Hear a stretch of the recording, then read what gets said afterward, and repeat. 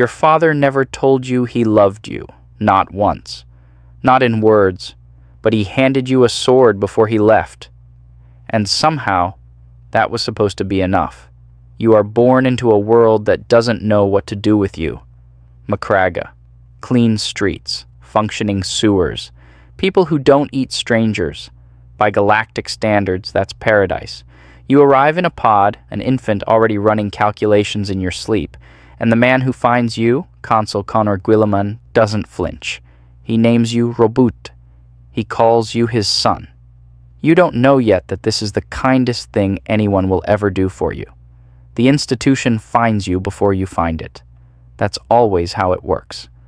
By the time you are 10 years old, you have read every military doctrine Macragge has ever produced.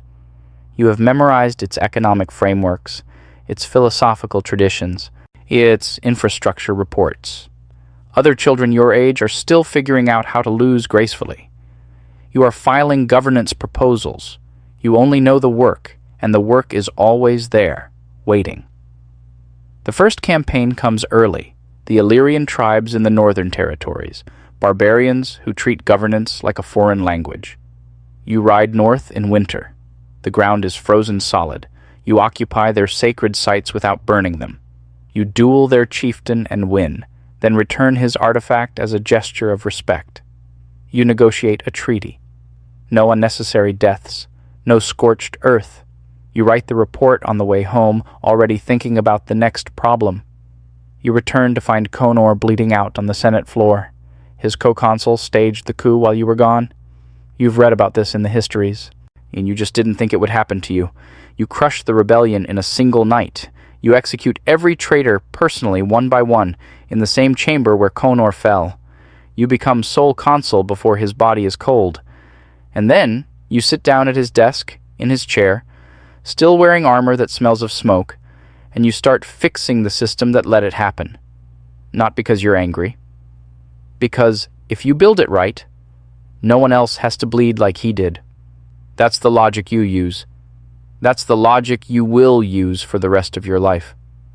You won't notice when it stops being grief and starts being habit.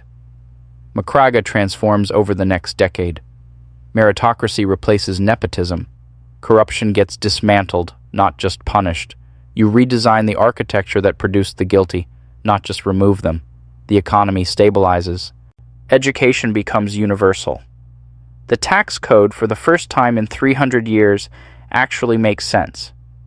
Visitors come from neighboring worlds and leave unsettled, not because anything is wrong, but because everything is right, and they don't know what to do with that. One perfect world surrounded by chaos is just a target, so you expand. 10 worlds, then 50, then 100.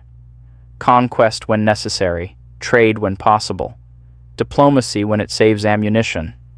Every world gets the same treatment. Infrastructure, education, governance reform. You leave each one better than you found it. Not because you're generous, because a broken world is a liability.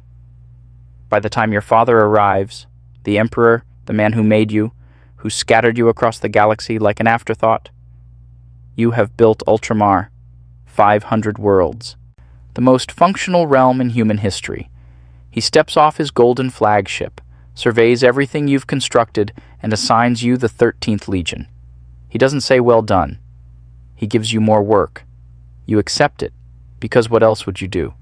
You name them the Ultramarines. Blue armor, the Ultima symbol on every pauldron. Promotions based on competence, not bloodline. 250,000 warriors, the largest legion in the Imperium. You set up at the Fortress of Hera and begin. The Great Crusade, a galaxy-wide campaign to reunite scattered human worlds under one Imperium.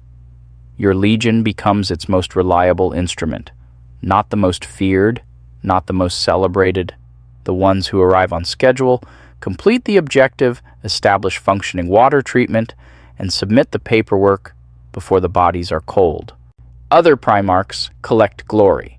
You collect compliance rates. You tell yourself this is the more important work. Most days you believe it. Then there is Lorgar. Lorgar of the Word-Bearers wants to worship the Emperor as a god. The Emperor, who explicitly banned religion, orders Lorgar's most sacred city, Monarchia, razed to the ground as a lesson. And you are the one sent to enforce it.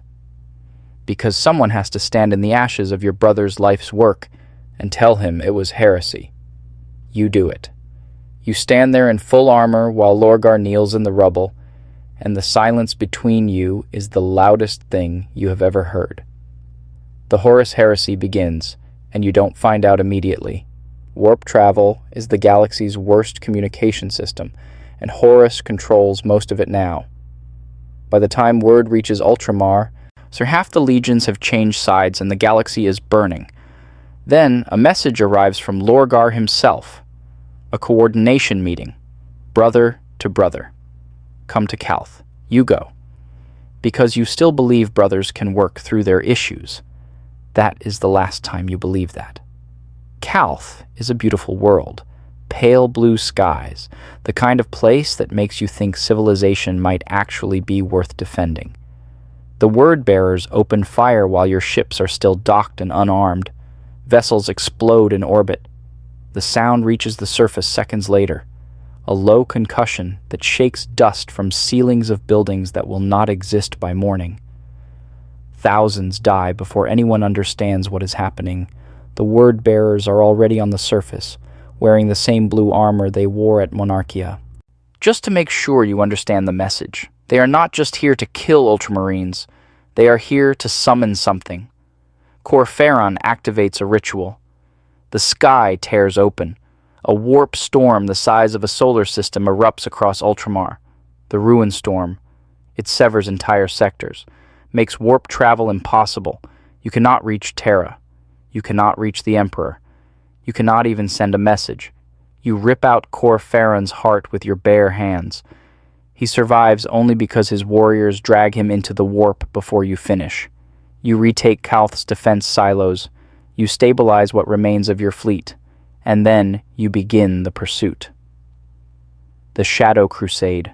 Word-Bearers and World-Eaters carving through Ultramar world by world. Armatura, one of your greatest worlds, population 7 billion, is gone by the time you reach orbit.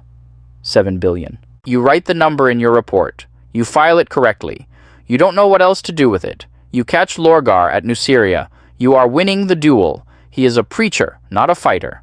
Then Angron arrives, except Angron is not Angron anymore. He is a demon prince. 12 feet of warp-twisted muscle and the kind of presence that makes the air itself flinch. You fight him anyway. You lose badly. Your brothers drag you out before he kills you, and you retreat while Ultramar burns. 3 months. Lorgar demolished in 3 months what you spent decades building.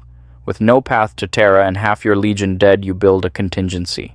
Imperium Secundus, a backup civilization on Macrags, using an ancient Necron lighthouse to guide loyalist fleets through the warp. You refuse to crown yourself emperor. You offer the throne to Sanguinius instead, because Sanguinius is the only one everyone actually trusts. You take the role of Lord Commander, Administrator, again. You, Sanguinius, and Lionel Johnson eventually break through the Ruin Storm. You burn Davin until even the demons leave. The storm collapses. You push every engine past its safety threshold. You arrive too late. The siege is over. Horus is dead. The Emperor is on the Golden Throne. A life support machine burning through 1,000 psychers daily to sustain something that used to be a man. Sanguinius was killed by Horus. Dorn is broken. The lion vanished. Russ disappeared. Everything you fought for. Every ship. Every brother. Every impossible choice made in the dark. Already finished without you. You become Lord Commander. You write the Codex Astartes, a comprehensive doctrine for organization, tactics, and limitations, especially limitations. The problem with the heresy was that half the legions followed one man into damnation. The solution is a system that cannot be captured by any single person, including you. You write yourself out of the equation. You consider this your finest work. The Second Founding splits every legion into 1,000 Marine chapters. The Ultramarines alone are divided into 23 new chapters. Your brothers hate this. Rogel Dorn nearly starts another civil war over it. Your response is simple. I am trying to save you from yourselves. He eventually agrees. You don't celebrate. You commission Belisarius Call with a secret project. Improve the Space Marines. Prepare for what comes next. Nobody else knows. You give the order and move on. Battle of Thessala. 121 years after the heresy, Fulgrim drives a chaos-tainted blade into your throat. The wound doesn't heal. You summon Call one final time. Approve the project. Leave the instructions. And then you are placed in stasis in the shrine of Guilliman on Macrage, sealed behind glass, frozen mid-breath, technically alive, functionally a monument. For 10,000 years, pilgrims come to pray at your feet. They build cathedrals around you. They treat the Codex Astartes as sacred scripture. The emperor, who banned religion, is worshipped as a god. Every system you designed to prevent stagnation has calcified into exactly what you fought against. You are not there to see it. You are just waiting, the way a question waits for an answer that isn't coming. 999 M41. The galaxy finally gets desperate enough.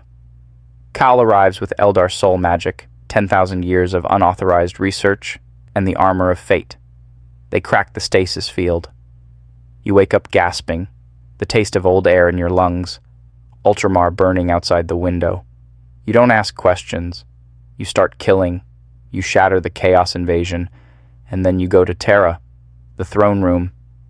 The Emperor's psychic presence hits you like a wall of heat from an open furnace. For a moment, just a moment, you hope. 10,000 years. Maybe now he will say it. Maybe now there will be something more than cold calculation, a fragmented consciousness that recognizes you the way it would recognize a useful tool. He gives you his sword instead. You stand there holding it for a long time. The metal is warm. You don't know what that means. You don't talk about what happened in that room. Not for months. What you do talk about is the Imperium, the rotting, superstitious, bureaucratic nightmare you are somehow responsible for. Skulls on every surface. Human sacrifice built into the infrastructure. Your codex treated as gospel. Everything calcified. Everything exactly as you feared, and somehow worse. You become Lord Commander Regent. You reunite with Call, who has finally completed the Primaris Marine project. The one you commissioned 10,000 years ago. Bigger.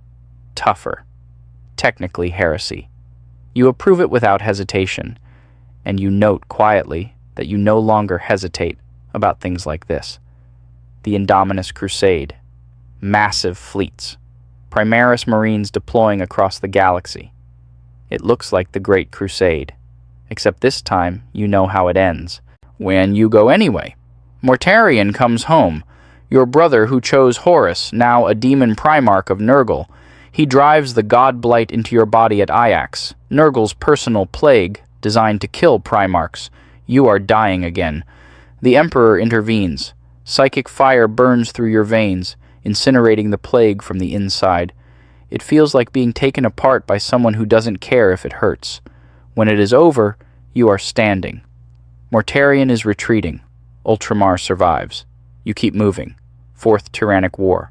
Necron Dynasties. The Pariah Nexus. Abaddon leading the traitor forces. Battle after battle. You cannot quit. Duty will not allow it. And you cannot win. The galaxy is infinitely broken, and the math has never once worked in your favor. But you look at the Imperium, this rotting, imperfect, and impossible thing, and you think, this is not according to regulation. Then you reload, and you keep going. Not because you believe it will end well, not because there is hope in any meaningful sense, but because if you stop, even for a moment, it all collapses. And there is no one else. There never was. Your father never told you he loved you. He gave you a sword and left. And you have spent every moment since trying to be worthy of a silence that was never meant to be answered. The work continues. It always does. Long after the names change. Long after the faces change. Long after you are gone and someone else is sitting at your desk, in your chair, fixing the system that let it happen. The system continues. It always does.